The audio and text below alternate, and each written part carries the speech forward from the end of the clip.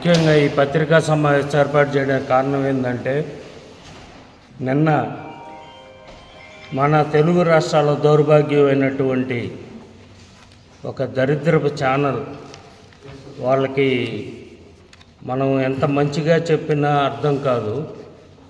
మన జగన్మోహన్ రెడ్డి సారథ్యంలో నడిచేటువంటి ఆ సాక్షి ఛానల్లో కనీసం 50 రోజులు టైం కాలేదు ఎమ్మెల్యేలు గెలిచి కానీ ప్రభుత్వం వచ్చి కానీ అప్పుడే ఈ ప్రభుత్వం మీద అబండాలు మోపుతూ మా ఎమ్మెల్యే కాకర్ల సురేష్ గారి మీద అబండాలు మోపుతూ ఒక స్టోరీని ఒక బైట్ని రిలీజ్ చేయటం జరిగింది.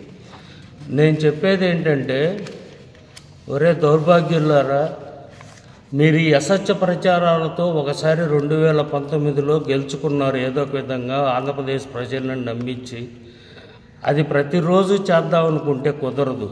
అది గుర్తుపెట్టుకోండి. ప్రజల్లో పోయి ప్రజల మన్ననలు పొంది ప్రజల కోసం పనిచేసి మేము మీకు న్యాయం చేస్తాము, ఏం చేయగలము చేస్తామని చెప్పి మీరు మన్ననలు పొందాలి. కానీ ఎంతసేపటికి ఎదుటివారి మీద అసత్య ప్రచారాలు ఎప్పుడు ఇంతే. అప్పట్లో కోడికత్తి అన్నారు, వివేకానంద రెడ్డి హత్య కేసు అన్నారు, మళ్ళీ తర్వాత రోజుల్లో ప్రభుత్వంలో అధికారంలో ఉన్నప్పుడు ఎన్నెన్నో వచ్చారు.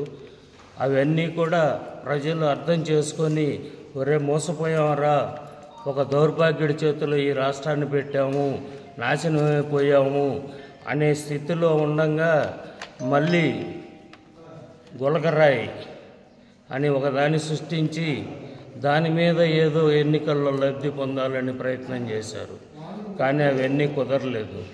మళ్ళీ ఈరోజు ఒక్కొక్క ఎమ్మెల్యే మీద అసత్య కథనాలని రోజువారీగా ప్రచారం చేస్తూ దౌర్భాగ్యమైన ఆ సాక్షి ఛానల్లో ఎన్నో కథనాలు రోజు రోజుకి ప్రచారం చేస్తున్నారు. వాటిల్లో ఒకటి నిన్న మా ఉదయగిరి ఎమ్మెల్యే గారి మీద కాకర్ల సురేష్ గారి మీద చేయటం జరిగింది. ఈ ఉదయగిరి నియోజకవర్గంలో ఇక్కడ ఈ స్టేజీ మీద ఉన్న తెలుగుదేశం నాయకులందరినీ మీరు చూస్తే ఇక్కడ ఏమన్నా విభేదాలు కనిపిస్తున్నాయా మీకు?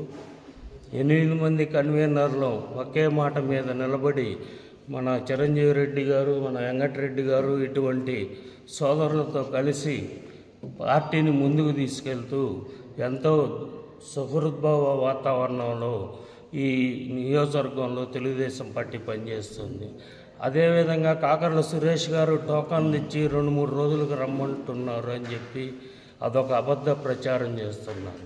కాకర్ల సురేష్ గారు ఇదే ఆఫీసులో రాత్రి 1 గంట వరకు కూడా ఉండి ప్రతి వ్యక్తిని కలిసిందాక లాస్ట్ వ్యక్తి బయటికి వెళ్ళిన తర్వాత 2:30కి కూడా ఇక్కడి నుంచి వెళ్ళిపోయిన రోజు ఉంది.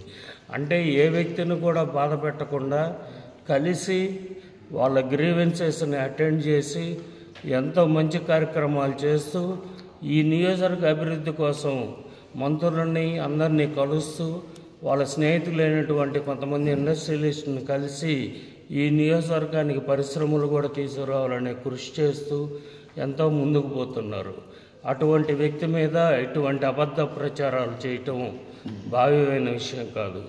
ఇంకొకటి, మన పాత నాయకులైనటువంటి బొన్నేరు రామారావు గారు, ఖమ్మం విజయనారెడ్డి గారు కావచ్చు, చెంచుల బాబు యాదవ్ గారు కావచ్చు, మాజీ ఎమ్మెల్యే చంద్రశేఖర్ రెడ్డి గారు కావచ్చు, వీళ్ళందరినీ ఏదో గ్రూపులు ఉన్నాయని వారు ఏదో చేస్తున్నారని చెప్పి ఆ గ్రూపుల్ని సురేష్ గారు దూరం పెడుతున్నారన్నట్టుగా కూడా ఒక వార్త దాంట్లోనే ఆ కథనంలో ప్రచారం చేయటం జరిగింది.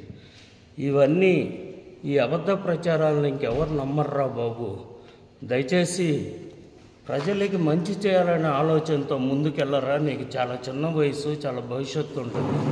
అది అర్థం చేసుకొని ముందుకు పోవాలని చెప్పి ఆ జగన్మోహన్ రెడ్డికి ఈ పత్రికాముఖంగా తెలియజేసుకుంటున్నాను.